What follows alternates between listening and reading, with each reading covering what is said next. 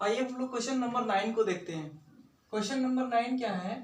In triangle A B C right angle at B if tan A is equal to 1 upon root 3 then find the value of sin A into cos C plus cos A into sin C।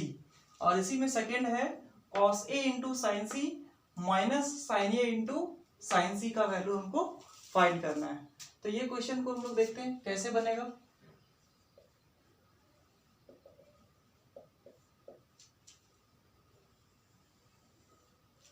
देखिए student, सबसे पहले हम एक right angle triangle को draw करते हैं और हमें दिया हुआ है राइट एंगल एट बी पे राइट एंगल होगा मेरा। ये ए बी और सी बी पे राइट एंगल है और हमें दिया हुआ है, क्या दिया हुआ है? tan A का वैल्यू दिया हुआ है। tan A is equal to 1 upon root 3। तो let us consider a triangle ABC in which angle B is equal to यहाँ पे 90 दिया हुआ है और रेशियोज भी दिया हुआ है। क्या दिया हुआ है? tan A का हमको रेशियोज दिया हुआ है ना, गिवन है tan A is equal to 1 upon root 3। अब यहां से हम tan A का रेशियोज को पहले फाइंड आउट कर लेते हैं।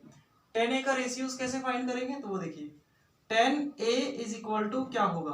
तो tan A is equal to होगा परपेंडिकुलर बाई बेस। तो यहां से परपेंडिकुलर कौन सा होगा?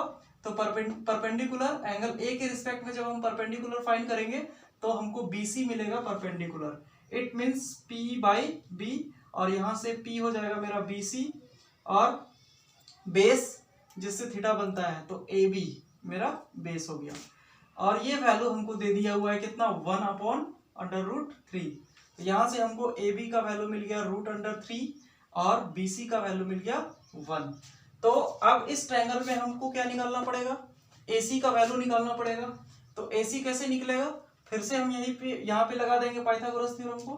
तो इन ट्रायंगल ABC में, है ना, AC इज इक्वल टू क्या हो जाएगा? Under root AB square plus BC square और AB का वैल्यू कितना होगा यहां से?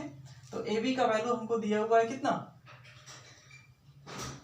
रूट 3 का स्क्वायर प्लस BC का वैल्यू हमको दिया हुआ है 1 का स्क्वायर। रूट 3 का स्क्वायर करेंगे तो कितना होगा?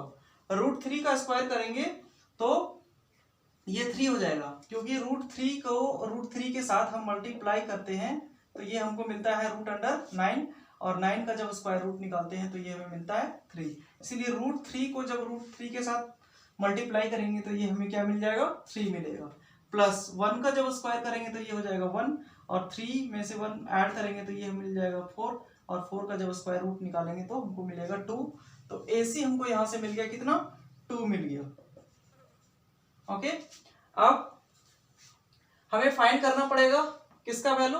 हमको फाइंड करना पड़ेगा साइन A का वैल्यू, cos C का वैल्यू फाइंड करना पड़ेगा, cos A का वैल्यू फाइंड करना पड़ेगा, फिर sin C का वैल्यू फाइंड करना पड़ेगा।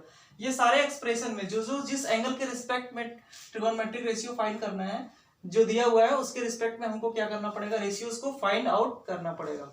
तो सबसे पहले sin A का वैल्यू यहां से निकाल लेते हैं। तो sin A is equal to क्या मिलेगा? sin A is equal to होता है P बाई H। तो sin A एंगल A के रिस्पेक्ट में BC बाई AC हो जाएगा P बाई H।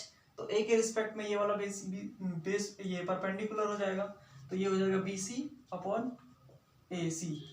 ओके, तो BC का वैल्यू हमको दिया हुआ है 1 और AC का वैल्यू दिया हुआ है 2, 1/2 मिल गया। साथ ही साथ हमको किसका वैल्यू निकालना पड़ेगा? cos A का वैल्यू निकालना पड़ेगा।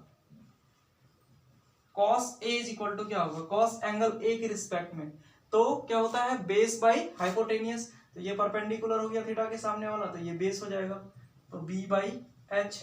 तो ये हो जाएगा AB बाई AC और यहां से AB का वैल्यू हमें दिया हुआ है रूट अंडर 3 और AC का वैल्यू दिया हुआ है 2।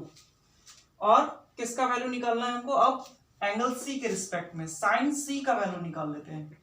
sin C is equal to क्या होगा? इस एंगल के रिस्पेक्ट में हमको निकालना है ट्रिगोनोमेट्रिक रेशियोज। तो sine C is equal to P by H, फिर से तो पी बाई एच, यहां से क्या हो जाएगा, A B is equal to A C, A C divided A B divided by A C, तो ये हो जाएगा under root 3 divided by 2।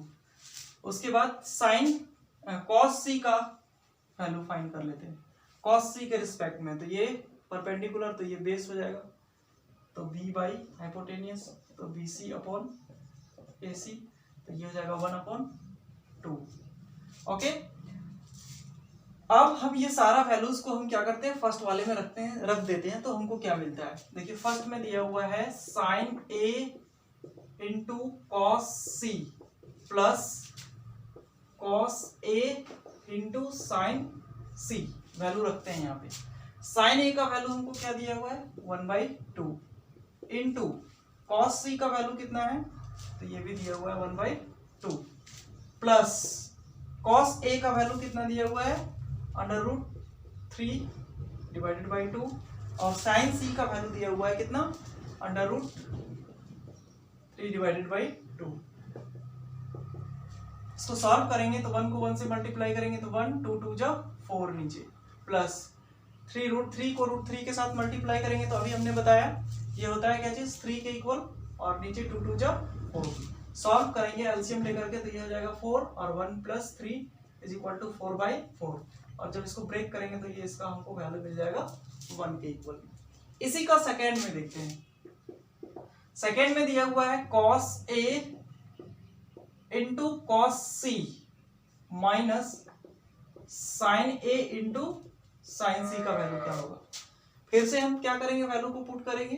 Cos A का वैल्यू क्या है यहाँ पे, तो root under 3 divided by 2 into cos C का वैल्यू कितना है, ये 1/2 माइनस साइन ए का वैल्यू दिया हुआ है 1/2 इंटू साइन सी का वैल्यू दिया हुआ है कितना, रूट 3/2।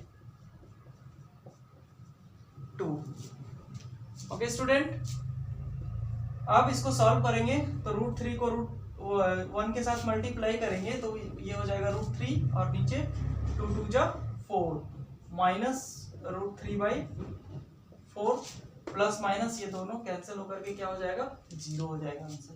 तो क्वेश्चन नंबर 9 इस तरह से बनेगा।